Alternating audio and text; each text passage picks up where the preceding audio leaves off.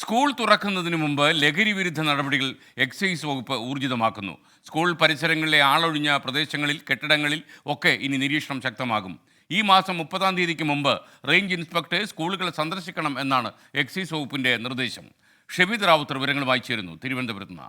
Shabeed, good morning. ഒരുപക്ഷെ എനിക്ക് തോന്നുന്നത് എക്കാലത്തെയും ഏറ്റവും വലിയ മുന്നൊരുക്കങ്ങൾ ഇപ്പോൾ വേണം. കാരണം ഈ റോന്തു ചുറ്റി നടക്കുകയാണ് ഈ അധോലോക സംഘങ്ങൾ.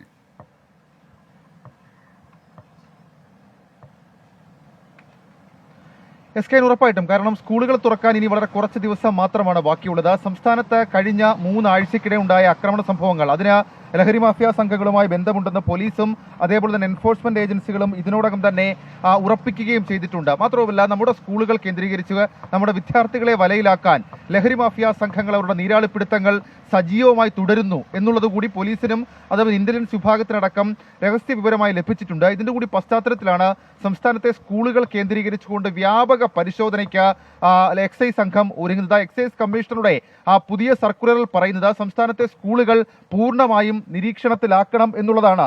മെയ് 30-ാം തീയതി മുൻപ് റേഞ്ച് ഇൻസ്പെക്ടർമാർ അവരുടെ റേഞ്ച് പരിധിയിൽ വരുന്ന സ്കൂളുകളിൽ നേരിട്ട് സന്ദർശനം നടത്തണം. മാത്രവുമല്ല, ഈ സ്കൂളിലെ കുട്ടികളുടെ സുരക്ഷിതത്വം, അനധികൃതമായി സ്കൂൾ കോമ്പൗണ്ടിൽ പ്രവേശിക്കുവാനോ വിദ്യാർത്ഥികൾക്ക് പുറത്തു പോകാനോ കഴിയുന്ന മാർഗങ്ങൾ, ഇതടക്കമുള്ള കാര്യങ്ങൾ കണ്ടെത്തണം എന്നുള്ളൊരു നിർദ്ദേശം കൂടി നൽകിയിട്ടുണ്ട്. മാത്രവുമല്ല, സ്കൂളിലെ പ്രധാന അധ്യാപകനുമായി നിരന്തരം എക്സൈസ് ഉദ്യോഗസ്ഥർ ബന്ധം പുലർത്തണം.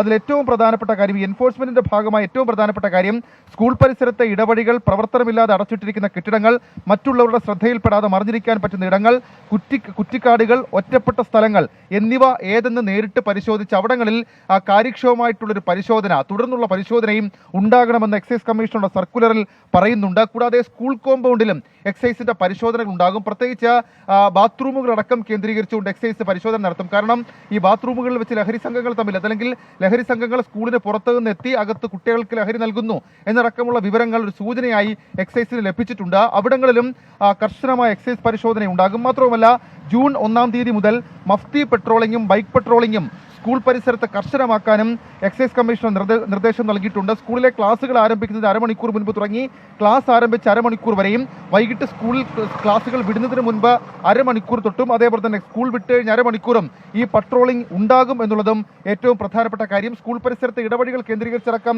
വാഹന പരിശോധനയും പട്രോളിങ്ങും ഉണ്ടാകും. ഈ മേൽപ്പറഞ്ഞ പരിശോധനകൾക്ക് പുറമെ എക്സൈസ് ഉദ്യോഗസ്ഥർ നിരന്തരം മറ്റ് വകുപ്പുകളുമായി ചേർന്ന് സ്കൂളുകളിൽ നിരീക്ഷണം നടത്തണം എന്നുള്ള നിർദ്ദേശം കൂടി നൽകിയിട്ടുണ്ട്. ഇതിൽ ഏറ്റവും ശ്രദ്ധേയമായിട്ടുള്ള കാര്യം, ഏതെങ്കിലും തരത്തിൽ സ്കൂളുകളിൽ നിന്ന് ലഹരി ഉപയോഗിക്കുന്നതിന് മുൻപ് കണ്ടെത്തിയ വിദ്യാർത്ഥികളെ കേന്ദ്രീകരിച്ച ബോധവൽക്കരണ പരിപാടികൾ, അവരുടെ മാതാപിതാക്കൾക്ക് അതുമായി ബന്ധപ്പെട്ട അവയർനെസ്, അതടക്കമുള്ള കാര്യങ്ങൾ ഉറപ്പാക്കണമെന്നും എക്സൈസ് കമ്മീഷണറുടെ ഉത്തരവിൽ പറയുന്നു. അങ്ങനെ പഴുതടച്ചുകൊണ്ട് നമ്മുടെ സ്കൂളുകളിലെ കുട്ടികളെ, നമ്മുടെ കുട്ടികളെ ലഹരി മാഫിയ സംഘങ്ങൾ വലയിലാക്കാതിരിക്കാൻ വേണ്ടിയിട്ടുള്ളൊരു മുൻകരുതൽ എന്നോണമാണ് സംസ്ഥാനത്തെ സ്കൂളുകൾ കേന്ദ്രീകരിച്ചുകൊണ്ട് എക്സൈസിന്റെ പരിശോധനാ നടപടികൾ ആരംഭിച്ചിട്ടുള്ളത്. Okay, thank you. ഷബീദ് റാവുത്തറാണ് വിവരങ്ങൾ നൽകിയത്. അതിലൊരു വിവരം കൂടി എനിക്ക് ചേർക്കാനുണ്ട്. പല സ്കൂൾ മാനേജ്മെൻറ്റുകളും അതേപോലെ മാതാപിതാക്കളുമൊക്കെ ഇത്തരം വാർത്തകൾ ലഭിച്ചാൽ അത് പരമാവധി മൂടി വയ്ക്കും. ലഹരി സംഘങ്ങളുമായി നമ്മുടെ കുട്ടി ബന്ധപ്പെട്ടു പോയി, അല്ലെങ്കിൽ അവരെ വലയിലാക്കാൻ ശ്രമിച്ചു, ഇതൊക്കെ മൂടി വയ്ക്കും. കാര്യം, സ്കൂളിൻ്റെ അഭിമാനം, സ്കൂളിൻ്റെ പ്രശസ്തി, അതുപോലെ മാതാപിതാക്കളുടെ ദുരഭിമാനം, അതുപോലെ ചതിക്കുഴിയിലാകുമോ എന്ന പേടി, പോലീസ് അറിഞ്ഞാലുള്ള ടെൻഷൻ. അപ്പോൾ നമ്മൾ ഒരിക്കലും ഇത് മൂടി വയ്ക്കാൻ പാടില്ല. കാരണം ഇത്തരം സംഘങ്ങളെ അമർച്ച ചെയ്യേണ്ടത് ഈ നാട്ടിലെ കുട്ടികളുടെ ഭാവിയെ കരുതി നമ്മൾ ഇങ്ങനെയുള്ള വിവരം ലഭിച്ചാൽ അപ്പോൾ തന്നെ അത് എക്സൈസ് വകുപ്പിനെ അറിയിക്കുകയും ഇങ്ങനെ അറിയിക്കാൻ വരുന്ന ആളുകളെ കേസിൽ പ്രതികളാക്കാൻ എക്സൈസ് വകുപ്പ് ശ്രമിക്കുകയും ചെയ്യരുത്. ഇത് കൊണ്ടും കൊടുത്തും പോകേണ്ട ഒരു കാര്യമാണ്. മാതാപിതാക്കളുടെയും സ്കൂൾ അധികൃതരുടെയും ഒക്കെ പിൻബലമില്ലാതെ ഒരിക്കലും ഇത്തരം ശ്രമങ്ങൾ വിജയിക്കാൻ പോകുന്നില്ല. അതുകൊണ്ട് ഒന്നിച്ചുള്ള, അണിചേർന്നുള്ള ഒരു ശ്രമമാകട്ടെ. നമ്മുടെ ക്യാമ്പസുകൾ ലഹരി മുക്തമാകണം.